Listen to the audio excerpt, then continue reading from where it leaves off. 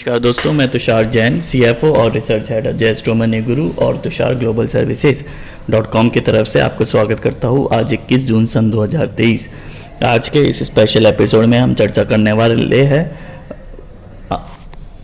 El Nino के बारे में, जो कि प्रेजेंट सिनेरियो के अंदर ग्लोबल अनसर्टेनिटीज़ के लिए माना जा रहा है, और अल नीनो का क्या प्रभाव भारतीय शेयर बाजारों के ऊपर पड़ सकता है और भूतकाल के अंदर क्या क्या प्रभाव अल नीनो का भारतीय शेयर बाजारों में पड़ा था, इसके बारे में हम आपसे चर्चा करने वाले हैं। यदि हम साल 2000 के बाद के आंकड़े देखें तो साल 2000 के बाद में कुल 4 बार अल नीनो देखने को मिला है, जिसमें 2002, 2004, 2009 और 2015 के साल थे।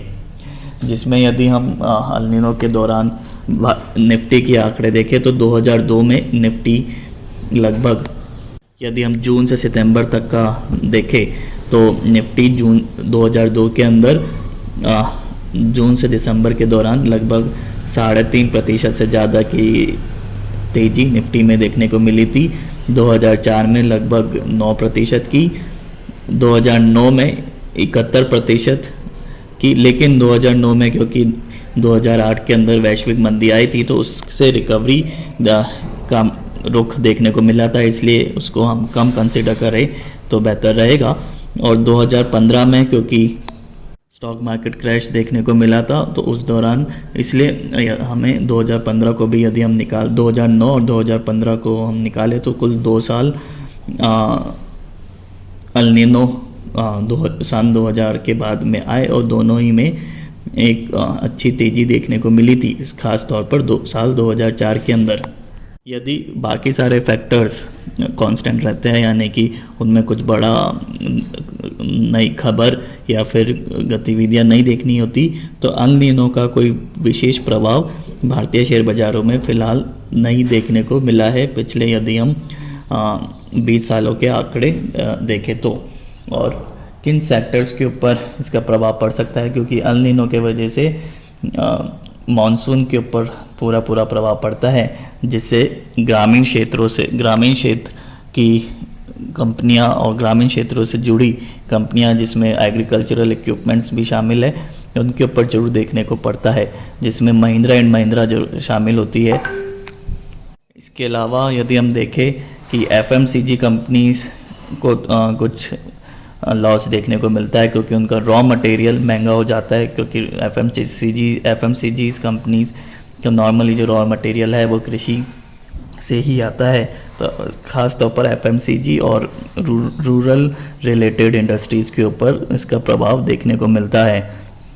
और यदि हम एफएमसीजी इंडेक्स की ओर नज़र डालें तो 2002 के अंदर 13% की गिरावट, 2004 में 5% की गिरावट, 2009 में जब पूरा मार्केट रिकवरी के माहौल में था तब भी लगभग 4% की गिरावट निफ्टी एफएमसीजी में देखने को मिली थी।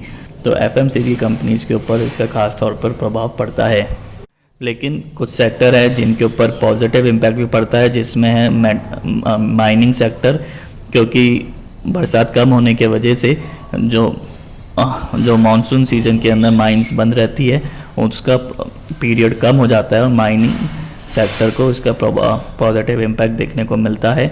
इसी के साथ ही कंस्ट्रक्शन सेक्टर्स, सीमेंट सेक्टर के अंदर भी पॉजिटिव प्रभाव इसका देखने को मिलता है, क्योंकि जो मानसून के चलते, बारिश के चलते जो कंस्ट्रक्शन का काम कम होता है वो उसके ऊपर प्रभाव पड़ता है। जो अगर मानसून कम होता है तो कंस्ट्रक्शन की स्पीड भी बनी रहती है और डिमांड भी कंस्ट्रक्शन प्रोडक्ट्स का बना रहता है। तो यदि हम पिछले आंकड़ों के ऊपर नज़र डालें तो ये कहना उचित रहेगा कि अल नीनो का, स्पेशली यदि हम इंडियन शेयर बाज़ार, भारतीय शेयर बाज़ार के ऊपर को कंसीडर करें तो ज़रूरी नहीं है कि हर बार अल नीनो के वजह से भारतीय शेयर बाज़ारों के अंदर गिरावट देखने को मिले, और अल नीनो कोई भी बड़ा इफेक्ट भारतीय शेयर बाज़ारों के ऊपर नहीं डालता है।